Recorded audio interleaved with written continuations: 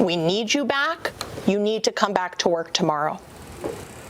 A new deal on the table for corrections officers that remain on the strike line. This time, the terms coming straight from the commissioners themselves.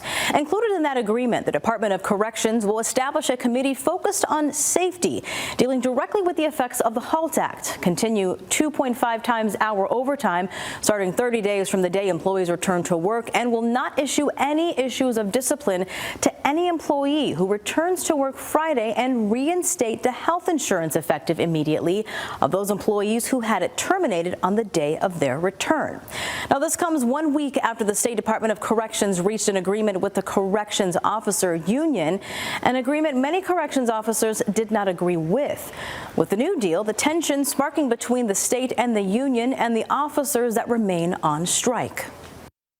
I received your demands. I received the terms. At the close of the 18th day of the illegal strikes, commissioners of the Department of Corrections and Community Supervision and Division of Homeland Security and Emergency Services made it crystal clear that they were offering a deal with correctional officers and bypassing the union after Thursday's meeting with the New York State Correctional Officers and Police Benevolent Association. President Summers and his executive board have refused to sign the memorandum of understanding, once again failing his members. DOCCS Commissioner Daniel Martuscello added that he will continue to exercise discretion to pause the programming aspects of the HALT Act for the next 90 days. Establishing a committee focused on safety and including other unions being offered to participate, dealing directly with the effects of HALT on both the safety of staff and the incarcerated. Other contents of the agreement include allowing staff to transition back to 8-hour shifts as requested by the COs on strike. We agree to allow staff as they transition back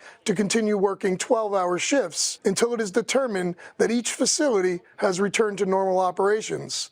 At that time, we will then return employees to their 8-hour shifts. There will also be thorough investigations to deal with screening mail in order to keep contraband out of facilities, which was impacting employees and inmates. DOCCS also agreed not to form notices of discipline as covered under the collective bargaining agreement to any employee who returns to work Friday. Division of Homeland Security and Emergency Services Commissioner Jackie Bray emphasized that this deal will not be offered again. This deal is for those who return tomorrow, and only for those who have previously returned, who remained on the job, or for those who have returned tomorrow. We need you. We want you.